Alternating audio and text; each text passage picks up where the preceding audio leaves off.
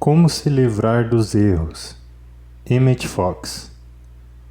Se na primeira vez que o erro se apresentou à sua consciência, se digamos, no primeiro momento que a possibilidade de pegar um resfriado lhe ocorreu, seja por espirrar ou seja por sentir arrepios, ela tivesse imediatamente rejeitado tal pensamento, afirmando seu domínio e a verdade, a coisa provavelmente não teria passado daí, ou teria cessado dentro de poucas horas. A mesma regra se aplica a qualquer outra forma de pensamento negativo. As dificuldades de negócios ou de família deveriam ser encaradas exatamente da mesma maneira. Suponhamos que, ao abrir a correspondência do dia, você encontre más notícias no que diz respeito aos seus negócios. Pode ser uma circular informando que o banco em que a maior parte do seu dinheiro está depositada faliu. O costume em tais casos é aceitar o pior e ficar revolvendo a ideia.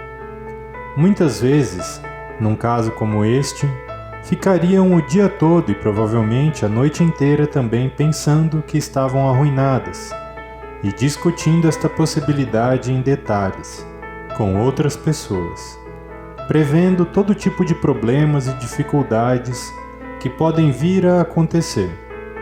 Além disso, acrescente-se em muitos casos um sentimento de ressentimento e condenação para com as pessoas, funcionários do banco e assim por diante, tidas como responsáveis. Ora, mesmo um conhecimento superficial do poder que provoca nossos pensamentos nos mostrará o resultado inevitável de tudo isso: aumentar e multiplicar os problemas, tornando cada vez mais difícil fugir deles. Naturalmente, num caso desses, um estudante dos ensinamentos de Jesus trataria mais cedo ou mais tarde de afastar da sua mente esses pensamentos, substituindo-os por seu conhecimento da verdadeira lei da existência. Pode acontecer, porém, que, tendo sido apanhado de surpresa pelo golpe inesperado e sério, ele leve algum tempo até começar a lidar com o problema à luz da verdade. E muitas vezes, essa demora aumentará o problema. O que deve ser feito, segundo Jesus, é tão logo a pessoa receba uma má notícia, voltar-se para Deus, nosso verdadeiro suporte, e recusar-se a aceitar a sugestão de que algum problema nos possa atacar, literalmente expulsando da mente o pensamento negativo, assim como o medo e o ressentimento que o acompanham. Se ela fizer isso, se não ceder enquanto a sua paz de espírito não for restaurada, acabará por libertar-se da sua dificuldade, de uma maneira ou de outra. O problema desaparecerá e sua boa sorte voltará. Ou o banco se recuperará antes do que se pensava, e não há nenhuma razão para que as orações de uma pessoa não salvem o banco e o pecúlio de milhares. Ou se por alguma razão isso não for possível, a pessoa descobrirá que uma quantia em dinheiro igual ou maior do que a perdida no banco lhe virá de outra direção, provavelmente inesperada. Aquele que invocar o nome do Senhor será salvo. O mesmo princípio se aplicaria naturalmente a todo e qualquer tipo de dificuldade, já que a harmonia universal é a verdadeira lei da existência. Uma disputa, uma briga, um mal-entendido devem ser encarados da mesma maneira, tão logo a pessoa possa se dar conta deles. Ouviste que foi dito aos antigos: não cometereis adultério. Eu, porém, vos digo que qualquer que atentar numa mulher para a cobiçar, já em seu coração cometeu adultério com ela. Neste inesquecível parágrafo, Jesus enfatiza a verdade-chave tão fundamental, porém insuspeitada pelo mundo em geral, que o que realmente interessa é o pensamento. As pessoas sempre se acostumaram a supor que, desde que seus atos estivessem em conformidade com a lei, já tinham feito tudo o que se esperava delas, e que seus pensamentos têm pouca importância, sendo exclusivamente de seu próprio interesse.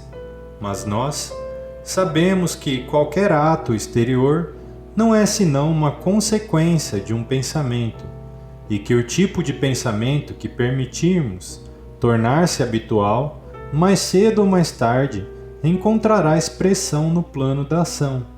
Compreendemos agora, à luz do cristianismo científico, que os pensamentos são literalmente coisas, e que nossa escolha de conduta jaz realmente em nossa escolha do tipo de pensamentos que permitimos ocupar em nossa mente. Em outras palavras, descobrimos que um pensamento errado é tão destrutivo quanto um ato errado. A consequência lógica deste ato inegável é surpreendente. Significa que se você alimenta pensamentos de cobiça pelo dinheiro do seu semelhante, no fundo você é um ladrão, mesmo que não tenha se apossado desse dinheiro, e que se continuar a nutrir tais pensamentos, será apenas uma questão de tempo antes que você decida roubá-lo. Se alimentar voluntariamente o ódio, no fundo você é um assassino, mesmo que não tenha levantado um dedo para matar. Aquele que no fundo é um adúltero está corrompendo sua alma, mesmo que nunca chegue a expressar os seus pensamentos impuros no plano físico. Luxúria, crime, ciúme, vingança, quando alimentados pela mente, acarretam o consentimento da alma, o que, por sua vez, acarreta o espírito do pecado, mesmo que as ações correspondentes ainda não tenham se materializado. Guarda o teu coração com toda diligência, pois dele saem as raízes da vida. Bom, pessoal, agora Felipe falando aqui. Muitos metafísicos interpretam o coração como subconsciente. Então, guardar o nosso subconsciente é tomar cuidado com aquilo que nós estamos plantando nele, porque tudo que se planta colherá. Tudo, né? Toda semente há de germinar e há de dar frutos.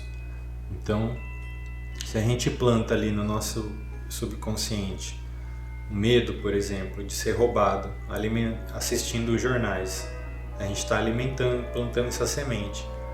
De certa forma, a gente está atraindo isso para a nossa existência.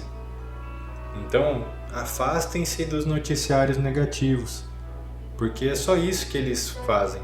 Eles perpetuam a negatividade. Não permita que a negatividade alheia se implante nos seus pensamentos. Quando alguém vier te trazer uma notícia negativa, automaticamente limpe ela com a luz da verdade. Por exemplo, esses dias a faxineira aqui que limpa a minha casa veio falar para mim, né, que a gripe estava pegando todo mundo, que estava um surto de gripe aqui nessa região e tal. E aí, no momento que ela falou, eu já cancelei dentro de mim esse pensamento. Já trouxe a luz da verdade do Salmo 91. Né? O Senhor é meu Deus, a minha fortaleza, em quem eu me refugio. Nenhum mal me alcançará, nem praga alguma chegará à minha tenda. Então, o que eu fiz nesse momento? Eu anulei aquela energia de se alojar no meu campo. Mas agora, qual seria o contrário disso? O que muitas vezes as pessoas fazem? A pessoa aceitar aquela sugestão.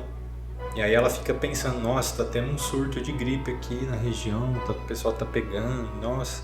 Aí vai e fala para outros também, contagia outros, tá tendo aqui gripe e tal, estão pegando e tal.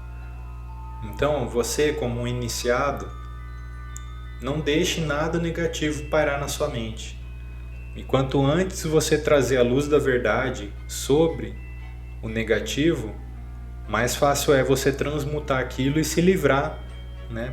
Passar por baixo daquele pêndulo e não deixar ele afetar a sua vida. Valeu, galera. Se você gostou, dá um like, comenta aqui qual que é a sua experiência com esse assunto, o que você achou do vídeo e compartilha aí, para a gente promover mais despertar de consciência em todo mundo. Um abração, fica com Deus.